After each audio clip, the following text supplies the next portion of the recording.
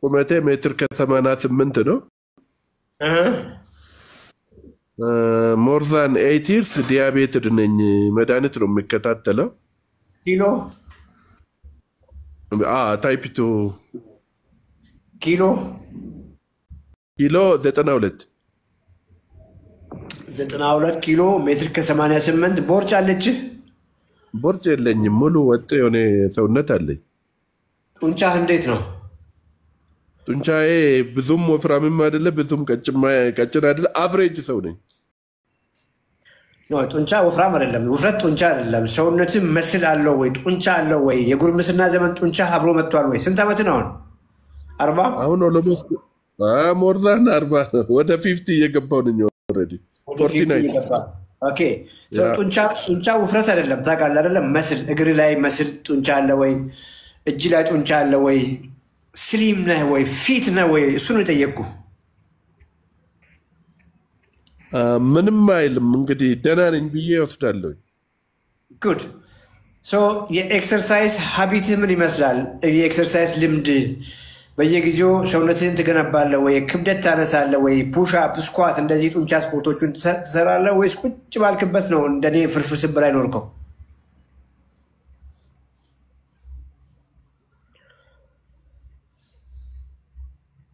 ይሰማል? ክብደት አላነሳም ግን ይሰማኛል ዶክተር። እሺ ክብደት አላነሳም። ጂም አንዳንዴ ኤክሰርሳይዝ አደርግ ነበረ። የማሽን ላይ ሩጫ፣ ሳይክል ከቅርብ ጊዜ ወዲህ ትንሽ አቋርጫለሁ እንጂ ፊት ትንሽ ኤክሰርሳይዝ አደርግ ነበር። ለምሳሌ በሳምንት ስንት ቀን? አሁን አቁሜያለሁ። ከተወሰነ ጊዜ ወዲህ አቁሜያለሁ አልኩኝ። ገባኝ። በፊት ምን ያክል ትሰራ ነበር? ምን ያክል በሳምንት ስንት ቀን ማሽን ላይ ትወጣለህ? በሳምንት 1-2 ቀን እንደዛ ይሞክር ነበረ። ለስንት ዓመት ሰራ እንደሱ በተከታታይ ነው? ገባ ውጣ ነው። አንዳንድ ጊዜ ትዝ ስልህ ሄደህ ጂም ገባ ውጣ ነው። የጤና ጉዳይ ስለሆነ መሸፋፈን አያስፈልግም። ያው ምን ሁላችንም እኮ እንደዛ ነን። ሁላችንም እንደዛ ነን። ሁላችንም ጂም እንመዘገባለን እንጂ ጂም አንሰራም። ሁላችንም ብዙዎቻችን እንደዛ ነን። እውነት ነው። ስኳር ጋር 8 ዓመት ቆየህ። ምን እየወሰድክ ነበር? አሁን ምን እየወሰድክ ነው? አሁን ጋልቫን ሚች እና አማሪ ለስኳር እነኚህ ሁለቶቹ ነው የሚወስደው። ለፕሬሸር ደግሞ አምኖ ዴኒሊፕ መነጽሬን አንጣ እስኪ ኤክስ4ጂ 10 በ160 በ12.5 ይወስዳለሁ። ሌላው ደግሞ አቲኖል ለኮሌስትሮል ይመስለኛል። አቲኖል እሱ ለግፊት ነው፣ ለልብ ምት ለምናምን ነው። አቲኖል ለልብና ለግፊት ምናምን ነው የሚሰጡ። ያ አቲኖል ይወስዳለሁ። ኤክስ4ጂ ይወስዳለሁ። ኤክስ4ጂ ኮምቢኔሽኑን 10 ሚሊግራም በ160 ሚሊግራም እና በ12.5 ሚሊግራም። በጠቅላላ ስንት መድኃኒት ነው የምትውጠው? 5 መድኃኒት 5 መድኃኒት እየዋጥክ ስንት ዓመት ኖርክ እንደሱ? መጀመሪያ ላይ ወደዚህ ስቴፕ አልደረሱም።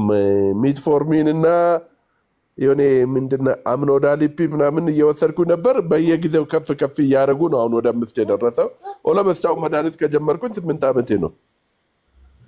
በየጊዜው መድኃኒቱን ከፍ ያደረጉት ለምን ይመስልሃል? ኦፍኮርስ እንግዲህ ፕሬሸሩም ስኳሩም ስላልቀነሰ ማለት ነው። እየባሰ ነው ማለት ነው። የስኳር መድኃኒትን እየጨመሩ ጋልቫስሜት ላይ ሆናል እና አማሪን ላይ ሆናል። አማሪንና ጋልቫስሜት ኩላሊት ፌል ከማድረግ የሚታደጉ ይመስልሃል? አይታደጉም። ኦልሬዲ በሂደት ያ ወደዛ መሄዱ አይቀርም። እንግዲህ በየሰፈሩ ዳያሊሲስ ላይ ያሉ ሰዎች፣ የሚለመንላቸው ሰዎች፣ አቅም ኖሯቸው ውጭ ሄዶ ኩላሊት ያስቀየሩ ሰዎች እንዳንተው በአንድ ወቅት እነዚህ መድኃኒቶች ላይ ነበሩ። ገባህ አይደል? አሁን በስኳር አይናቸው የጠፋ ሰዎችን አላየህም? ሲነሮችን ምናልባት 70-80 ዓመት ያንተ ታላላቆችን አታውቅም? እውነት ነው እነዚህ መድኃኒቶች አይንህ ከመጥፋት አይታደጉም አሁን ይገባል because በትክክል አሁን ስኳሩ አለ ማለት እንግዲህ ካንተ እኮ ምንም የጎደለ ነገር የለም ሐኪም ቤት እየሄድክ ነው በየወሩ ደምህን እያስቀዳህ ነው በየወሩ ያዩ በመድኃኒት ላይ እየጨመርልልህ ነው እንግዲህ የኔም ስራ ነው ባይዘው እንደዛ ነው ፕራክቲሱ እንደዛ ነው የምንጨምርልህ ገብቷል እኛን አምነህ በየወሩ ሐኪም ቤቱ እየመጣ መድኃኒት እየወሰድክ አንድ ቀን ኩላሊት ላይ ጉዳት ጀምሯል ይባላል ደረጃ 1 ነው ኩላሊት ላይ ያለው ጉዳት ይባልና የሆነ መድኃኒት ደግሞ ለሱ ይሰጣል 6ኛ መድኃኒት እሱን እየወሰድክ ትቀጥላለህ ከ5 ዓመት በኋላ ደግሞ እየከፋ ነው ደረጃ 2 ይባላል ይባልና በዲያሊሲስ ጀመረ ኦኬ የአይንህም ልክ እንደዛው አይንህ እንደዚህ ስለሆነ መድኃኒት ወይ ይጀመርልሃል ወይም ደግሞ ላሰር መርፌ ባይን ይሰጣል እየታከምክ መርፌ እየወሰድክ አይን ይጠፋል ለምን እንደሚጠፋው ስኳሩ ዛና ያለው ዋናው በሽታ አይንን እያጠፋ ዛና ያለው በስትሮክ ምናልባት ባንተ እድሜ 50 እየገባ ነውና በስትሮክ እንግዲህ ባንተ እድሜ የሚሆኑ ያንተ ሲነሮች የተመቱ በድንገት የሞቱ ወይ ግማሽ አካላቸው እንደዚህ ሽባ የሆኑ ሰዎችን ላይ ይሄም ትክክል yes እነዛ ሰዎች ልክ እንደንተው በአንድ ወቅት ወይ 5 6 7 በላይ ላይ የነበሩ ሰዎች ናቸው በሽታው አልጠፋም ሩት ኮዙን አላከምንም በሽታው ከስር ነቅለን አልጫለውም ኦኬ መድኃኒቶቹን እየወሰድክ ስትሮክ ይመታል መድኃኒቶቹን እየወሰድክ ሃርት አታክ እንግዲህ ሲባል ሰምታል በድንገት ጸጥ የሚያደርግ ልብ በሽታ ማለት ነው መኪና እየነዱ ጸጥ ያሉ ሰዎች አሉ ሰምታል ኦኬ በድንገት ቢሮአቸው ቁጭ ብሎ ጸጥ ያሉ ሰዎች አሉ ሞቶ ያደሩ ሰዎች አሉ እነዚህ ሰዎች ያንኑ ምግብ እየበሉ ላይፍ ስታይላቸውን ሳይቀይሩ ኤክሰርሳይዝ ሌቭላቸውን ከፍ ሳያደርጉ በፊት የሚበሉትን ምግብ እየበሉ ያንኑ መድኃኒት ቅድም ነገርኩ መድኃኒት እየወሰዱ ነው ልባቸው ቀጥ የሚለው ይጨምርልህ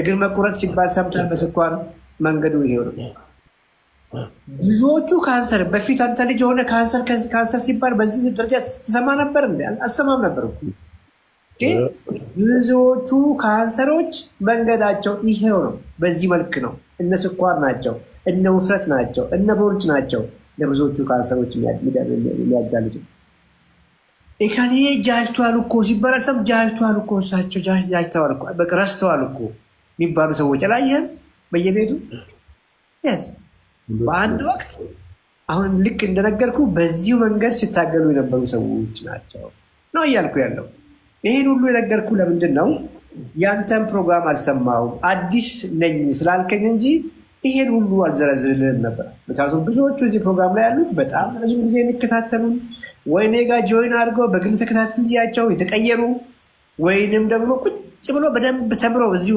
በላይቭ ላይ እቺን ላይቭ ደግሞ ዩቲዩብ ላይ ለካለን ቁጭ ብሎ የተማሩና የተቀየሩ ሰዎች ናቸው ከባረ አዲስ በመሆኑ ነው ይሄን because ይሄ ሲገባህ እኮ ነው ነገ አሁን የሰማኸው እንጀራ ማቆም ነው የሰማኸው እንዴት ይደርጎ እንጀራ ማቆም ይሄ ነው ትሎ አብሮ ላይ የሚመጣው ትልቁ ቁልፉ ነገር እንጀራ ማቆም አይደለም ምግብ እየተመገብክ ነበር እስከዛሬ ምግቡን ነው ማሳየህ ሰውነት የሚፈልገው ይሄን ነው ይሄንን ጠግበህ ብላ ብዬ ረሃብ ካደለ ምን ልታረግ ነው እንጀራ ብትመኘው ያፍታራ አይደለ ምግቡ ይላል ሰውነት ይፈልግ የነበረው ሌላ ምግብ ሆኖ ሳለ እሱን ዘንግተን እንጀራ በወጥ ፍርፍር ስጠጣ ከረም ሶሪ ዳማር ላይ because ትራንዚሽን ያለው እንግዲህ ፍርፍር ወጥ ሰጣ ነው የኖርኩት እኔ እኮ ወጥ ቶሎ ጨምሩ ወጥ ያመንኩት እንጀራ በወጥ ክዶኝ ነው እንግዲህ በእንጀራ በወጥ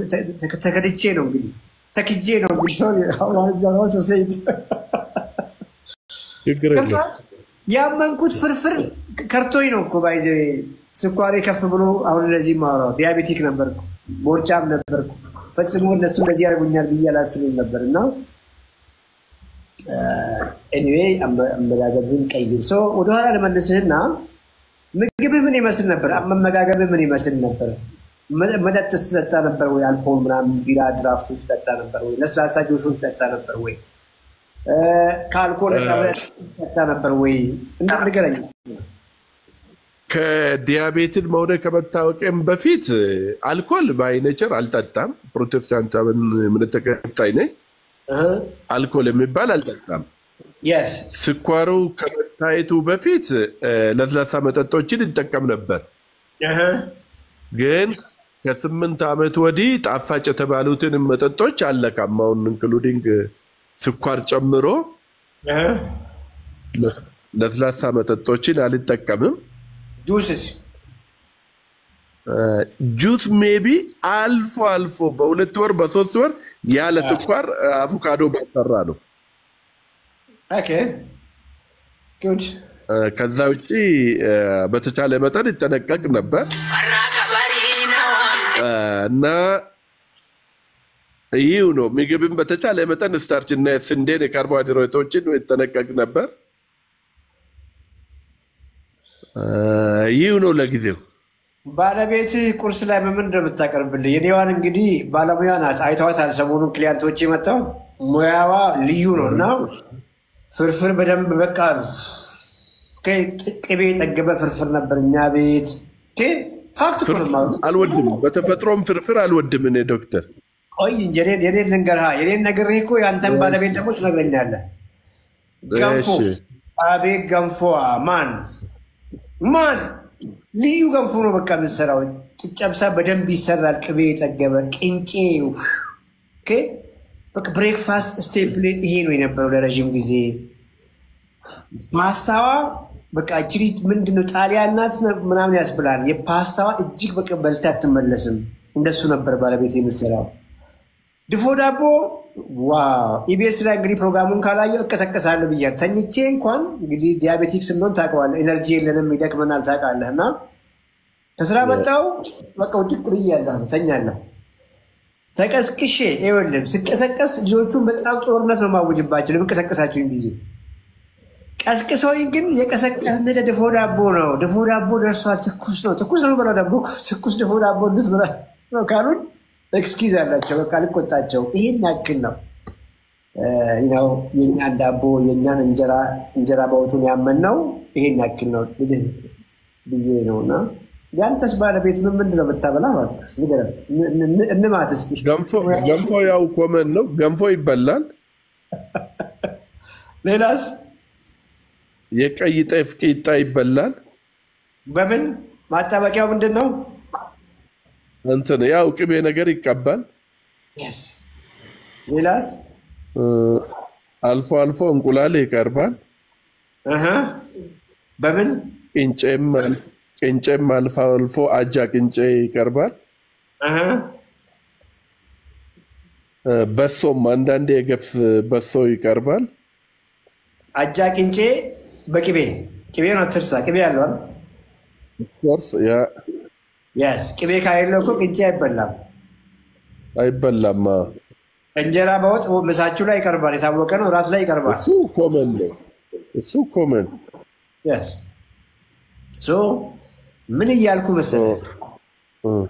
ምን እያልኩ መሰለህ የስኳር በሽታ የሚባል እንደው አማርኛውን አንዳንዴ ፈልጌ አይወጣልኝም፣ አይገልጽልኝም። የስኳር በሽታ አይደለም። የከፍተኛ ዳቦ፣ የከፍተኛ እንጀራ፣ የከፍተኛ ዘይት ወይ ቅቤ አንድ ናቸው፣ ብዙም አይለያዩም። የነሱ ድምር ውጤት ነው ስኳር በሽታ። ከመጀመሪያው ለምሳሌ እኔ ማውራው ነገር እንግዲህ ከአመታት በፊት ገብቶን አንተ ወጡ ውስጥ ያለው ነገር ወጡን ሳይሆን ወጥ እንግዲህ አስብ፣ ዶሮ ሰርተው እኮ ስንት ቀን ነው የሚያቀርቡ ያንን ወጡን አይደለ? እንቁላሉ አልቋል፣ ስጋው አልቋል። ወጡን ነው የምትጠቀው፣ ምንም ያሌለውም ማለት ነው። ምንድነው ስበላ ይኖርከው? ከፍ ያለ ዳቦ፣ ከፍ ያለ እንጀራ፣ ገንፎ፣ ቅድም ነገር ከንቅጬ ሲደመር ሳም ዘይት ሲደመር ሳም እንቁላል ነው ምንድነው ቅቤ ነው የበላው። እዚያ ውስጥ በቂ ስጋ አለ ወይ? በቂ ስጋ አንበላም፣ በቂ እንቁላል አንበላም፣ በቂ የሆነ የቺክን አንበላም፣ በቂ የሆነ አሳ አንበላም። ስናገኝ ነው የምንበላው። ስንበላም ደግሞ ትንሽ ነው የምንበላው። ዋናው ምግባችን ብለን ያሰብናቸው እነዚያ ቅድም ያልኩ በምናምኑ ይኸው ለስኳር በሽታ ዳረጉ። ልክ የዛሬ 8 ዓመት እኔ ጋር መጥተህ መድኃኒት ጀመርኩልህ። ያንኑ መድኃኒት ያንኑ ምግብ እየበላ ይኸው እስከዛሬ ድረስ መድኃኒቱን እየወሰድክ ነው። ቅድም በነገርኩ ሁሉ ነገር ባይዘ አይን መጥፋት በአንድ ቀን የሚመጣ አይደለም። ስኳር እንዳለብኝ ያወቅኩት የዛሬ 8 ዓመት ነው። የታመምኩ ከዚያ በፊት ነው። ባይዘ ሌላ ጊዜ ያወራል። ኢንሱሊን ሬዚስታንስ የሚባለው ነገር ከዛ በፊት ነው የጀመረ። አሁን ድረስ አይኔ አደጋ ላይ ነው አሁን ድረስ ቢኮዝ ለረጅም ጊዜ የመጣ ውስጡ የተጎዳ መጥቶ ነው እንጂ መጨረሻ ላይ ኢንጁሪ የሚኖረው አይኔ ላይ በአንድ ቀን የመጣ አይደለም። ወደ ልብ የሚሄዱ ደም ስሮችም እስቲል አደጋ ላይ ናቸው ስኳሩ እስካለ ድረስ። በአንድ ቀን አይደለም ሃርት አታክ የሚመጣው ነው እያልኩ ያለሁት። ሃርት አታክ ፕሮሰሱ የጀመረው ደም ስሮች ኢንፍሌምድ እየሆኑ እየተቆጡ እየጠበቡ መሄድ የጀመሩት ዛሬ 8 አይደለም ከዛ በፊት ነው የጀመረው ነው እያልኩ ያለሁት። ሃርት አታኩ የዛን ቀን አይደለም የመጣው እየተጋገረ እየበሰለ መጥቶ ነው እንግዲህ አንድ ቀን ሃርት አታክ አንድ ቀን ስትሮክ የሚመጣ። yes so ዛሬ ምን በላ? አሁን እንጀራ በወጥ በልቼ ተነሳ። ዛሬ ነው የሰማኸው የኛ ፕሮግራም? ዛሬ መኪና ላሳጥብ ላቫጆ ሄጄ ያንተ ተከታይ ሰው አለ ቡና ጠጣ አለኝ። ለፕሬሸር ጥሩ አይደለም ቡና አልኩት። ውሸት ነው ብሎ በዚህ አነሳና ስለ ፕሬሸርም ስለ ስኳር አነሳንና እስኪ ዶክተር ቤሪ የሚባል በዩተል መድኃኒቱን ያስተውሃል አለኝ። አሁንም ደግሞ እንዳጋጣሚ ሆኖ ይኸው ቻርጄ 15% ላይ እየደረሰ ነው። ማብራት የለም ሰበታ እስኪ ያልቅ ነው ማዋራክ እንጂ ስልኬ ባውላ አለ ቢዘጋብህ እንኳን ስልክ ባውላ አለ ያስገባች ፍቅርም አለች ኮሙኒኬት አድርጋት ፍቅርም ሁሉ ነገር ተጠቅማለች ጆይን ማድረግ ትችላለህ። እስከዛ ድረስ ግን ላውራ ትንሽ እስኪ ዘጋብህ ድረስ እንኳን ላውራ ይጠቅማል። እስኪ ዘጋ ድረስ እናውራ። ዛሬ የበላኸው እንጀራ በወጥ ወጡ ምንድን ነው የነበረው? ስጋ ወጥ። ስጋው ለስም ነው ያለው እኮ ስንት ስጋ ወጥ ተሰርቶ ግማሽ ኪሎ ስጋ ጨርሰሃል? እንደውም ቀን ቅቅል ነገር በላው። አሁን ደግሞ የወጥ ስጋ ወጥ በላ። ቅቅሉ ሆቴል ነው የበላኸው? ቤት ነው የበላኸው? ሆቴል ቤት ኖ ሚሳ ሆቴል ነው ሚሳ ሆቴል። አሁን እራት ነው ቤት የበላው። ቅቅል የበላኸው አንድ ትንሽ አጥንት አደረጉልህ። ኦኬ ዜርፎር ስጋ ጣልጣል አደረጉ። ባልዲም ያክል መረቅ ሰጡ። ብዙ እንጀራ አቀረቡልህ። የበላኸው ቅቅል ሳይሆን ብዙ እንጀራ በመረቅ ነው የበላኸው። ኦኬ እስቲ ነገ ሂድና ጫወታ ነው የምንጫወተው። ያንኑ ቅቅል ዘዝና ስጋውን ብላ ትጮሃለህ እኮ በቃ ስላልጠገብክ 2 ቅቅል 3 ቅቅል ልትደግም ትችላለህ። እሱም ብቻ ከሆነ የምትበላው ቢኮዝ ምግቡ እሱ ነው። ገብቶሃል? ምግቡ እሱ ነው።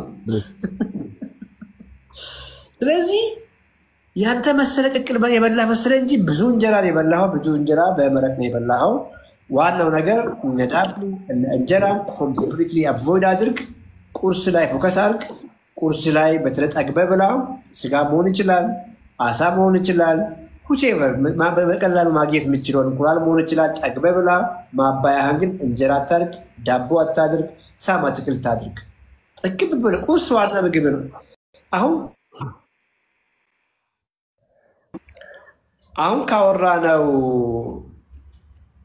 በዚህ ባወራነው ታይም ላይ ዋናው ምግብ ቁርስ መሆኑ ከገባ ቁርስ መሆኑ ከገባ እስከ ዛሬ የበላኸው ቁርስ ሮንግ መሆኑ ከገባ ቅድም ያልከኝ ቅንጭ ሮንግ መሆኑ ከገባ ቀጥታ ስኳርን ከፍ እንደሚያደርግ አንደርስታንድ ገንፎ መጥፎ መሆኑ ከገባህና ኳሊቲ ፕሮቲን ቅድም ነገርኩህን ከአትክልት ጋር ጠዋት ከነገ ጀምሮ ከተመገብክ ምሳ እንኳን አይርብህም።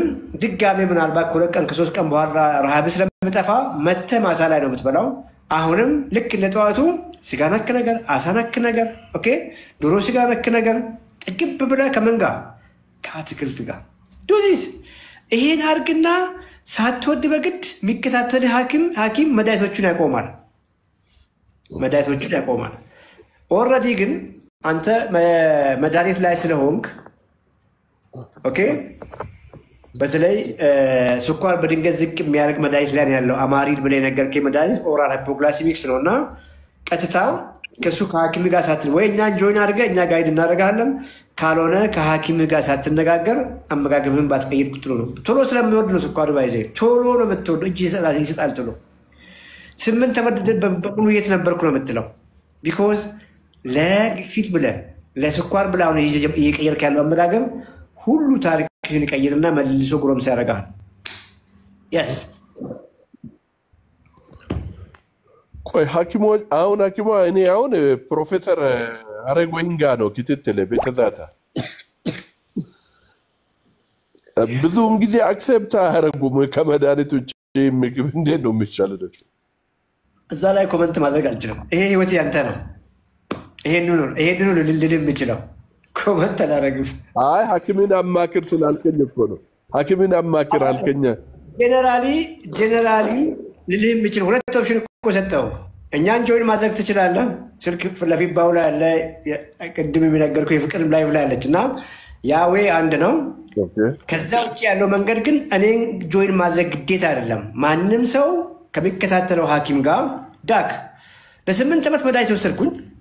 ይሄ እየወሰድኩ ያለሁት መድኃኒት ስኳሬን መቋጠር ስላልቻለ በየጊዜው መድኃኒት እየጨመራችሁልኝ ነው። ይሄ መድኃኒት አይኔ እንዳይጠፋ ይታደገኛል ወይ? ኩላሊቴ ፌል እንዳል ያንተ ኩላሊት እኮ ስለንተ ኩላሊት እኮ ነው የምናወራው። ኩላሊቴ ፌል እንዳደርግ ይታደገኛል ወይ? እንደማይታደገኝ አውቄያለሁ። ስለዚህ ስኳሩን ለመገላገል አመጋገቤን ሊቀይር ስለሆነ ፕሊዝ ሄልፕ ሚ እኮ ነው የምትለው። ሄልፕ ሚ የትኛውም ሐኪም አንተ በመረጥከው መንገድ በአንተ ህይወት ላይ ያግዛል እንጂ ኖ ኔቨር የሚል ከሆነ ቼንጅ ዩር ሐኪምን መቀየር ግዴታ ሊሆን ይችላል። ሶሪ እንግዲህ ለማለት ችግር የለም። ቁርስ እንቁላልና ስጋ ነገርና አትክልት ተባለ። ምሳ አይበላም ማለት ነው። እስከ ዛሬ እንግዲህ ምግባችን የምንበላው ምግብ ቁርስ ላይ የምትበላው ምግብ ሮንግ በመሆኑ ብዙ ይርባል። የምግብህን ኳሊቲ ቀይር። አሁን ኳሊቲ ነው የቀየርኩልህ። የምግብህን ኳሊቲ ስትቀይር ያ ኳሊቲ ምግብ በቀን ስንት ጊዜ እንደምትበላ ይወስናል። ምን እያልኩ ነው? አሁን ባልኩ መንገድ ነገ ምግብህን ቀይረ ራይት አመጋገብ በገባህ ልክ ከተመገብክ ሰዎች ምሳ ምናምን ብሎ ሲሯሯጡ ቁጭ ብለህ ነው አንተ መተህ ከመቼው ሰዓት ደረሰ ነው የምትለው። ካራበህ ልብላ ብትል እንኳን አይበላህም። በራበ ጊዜ ታይም ጠብቀህ አትብላ ነው እያልኩ ያለሁት እንጂ ምሳ አይበላም፣ ራት አይበላም። እኔ ስሙን እንኳን አልወደውም። ቁርስህን ግን ሚስ አታርግ፣ ጠግበህ ብላ። ሌላውን በራበ ጊዜ ብላ። 10 ከራበ ብላ። እንኳን 10 2 እንኳን አይደለም ግን ይበቃል። አሁን ቁርስ ላሳጥርልህና እየዘጋችም ስለሆነ እንቁላላው ከምን ጋር ይበራል? በምን ይበላል? በማንኪያ በማንኪያነቱ አይደለም። እንቁላል በምን ይበላል? በማንኪያ አይደለም።